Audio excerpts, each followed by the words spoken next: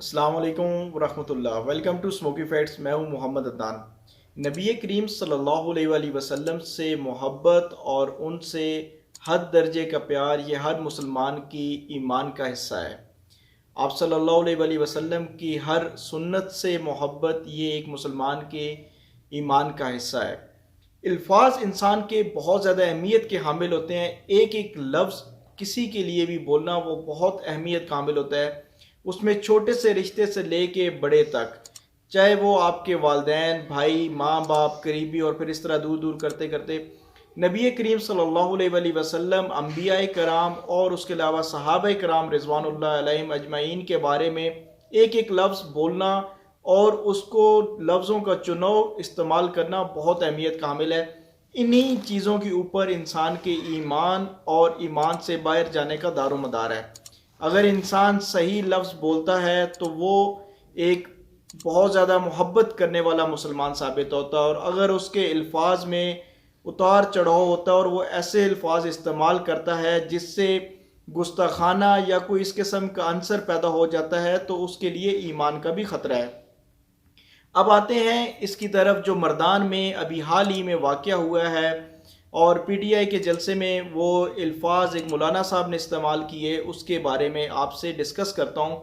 سب سے پہلی بات تو میں یہ کہنا چاہتا ہوں کہ ہر ایک مسلمان کو انبیاء کرام یا مقدس ہستیوں کے بارے میں بہت سوچ سمجھ کے الفاظ استعمال کرنے چاہیے۔ دوسری بات یہ ہے کہ پاکستان ایک ملک ہے اور اس ملک کا ایک قانون ہے، اس قانون کو اپنے ہاتھ میں لینا یہ کسی کے لیے بھی ٹھیک نہیں ہے۔ اگر ہر ایک بندہ خود سے ہی سب فیصلے کرنا شروع کر دے گا تو ملک کے حالات خراب ہوں گے۔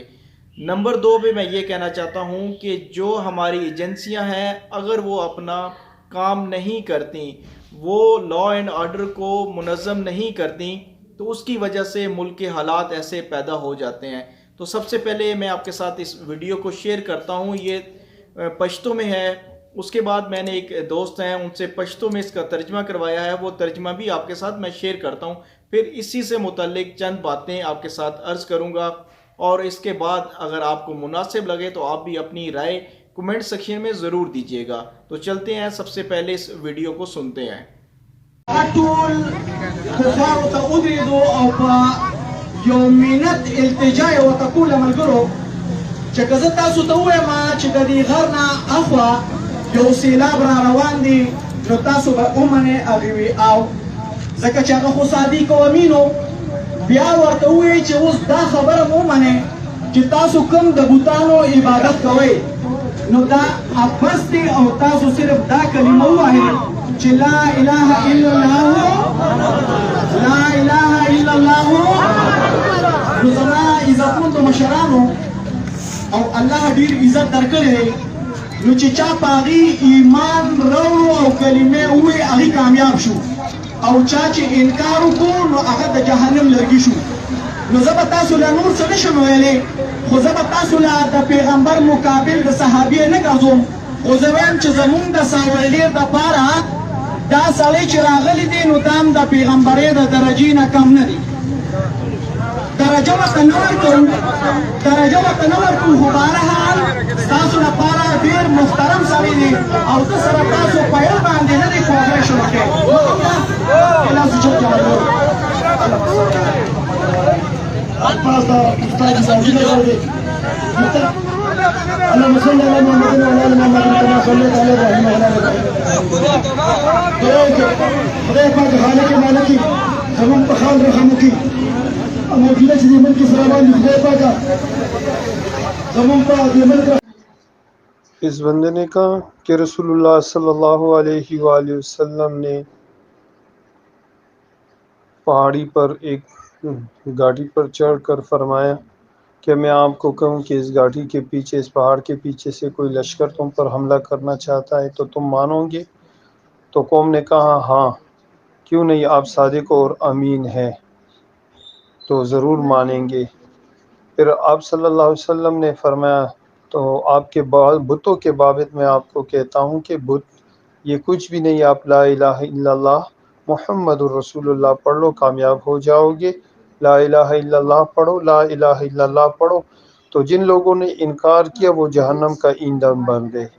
تو میں ان اس بندے کے بابت تو میں آپ کو اور کچھ نہیں کہہ سکتا اور نہ کچھ کہنا چاہتا ہوں. یہ بندہ پیغمبر، اس کو میں پیغمبر کے درجے تک یا صحابی کے درجہ تو اس کو نہیں دیتا، لیکن میں آپ کو اتنا بتاتا چلوں تو بنعوذ باللہ من ذالک، اس نے کہا کہ یہ پیغمبر سے کم بھی نہیں ہے اور یہ ہمارے علاقے کے لیے بہت جو ہے نا اچھا ہے، اور اس کی جو ہے نا نسبت، اس کے جو ہے نا رتبہ بہت اچھا، یہ اس کا رتبہ پیغمبر کے درجے سے کم بھی نہیں، ہمارے لیے بہت اچھا ہے. جیسا کہ ابھی آپ نے سنا، پشتو اور اردو دونوں کا جو ریکارڈنگ ہے وہ آپ نے سنی ہے. اس لیے میں نے پہلے بھی یہی ایک دو اپنی ویڈیو میں عرض کیا تھا کہ ہمیں اپنے الفاظ کا چناؤ صحیح رکھنا چاہیے، خاص طور پہ مقدس ہستیوں کے بارے میں.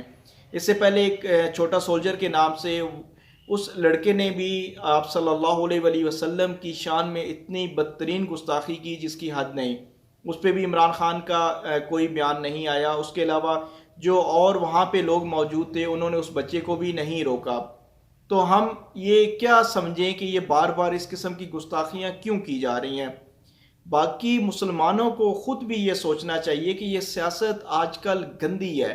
ہم کسی کو ٹھیک نہیں کہہ سکتے، یہ صرف ایک کرسی کا معاملہ ہے. اس کرسی کے معاملات میں ہم اپنے گھر والوں کو، اپنے رشتہ داریوں کو، اپنے بہن بھائیوں سے لڑنا جھگڑنا، دوستوں سے لڑنا جھگڑنا شروع کر دیتے ہیں. یہ بالکل درست بات نہیں ہے.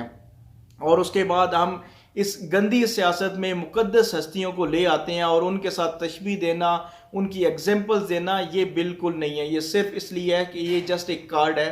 ہم ایک کارڈ کھیلیں اور لوگوں کے جو جذبات ہیں وہ مجروح ہوں اور لوگ ہماری طرف دھڑا دھڑ آنا شروع کر دیں. تو اس لیے میری تو یہ سب سے ریکویسٹ ہے کہ ان تمام چیزوں سے اپنے آپ کو دور کر لیں، کیونکہ ہم میں سے خوش قسمت انسان وہی ہے جو کہ ایمان کی حالت میں آگے چلا گیا. ورنہ آج کل ہر طرف سے اتنے زیادہ فتنے آ رہے ہیں جس کی انتہا نہیں ہے.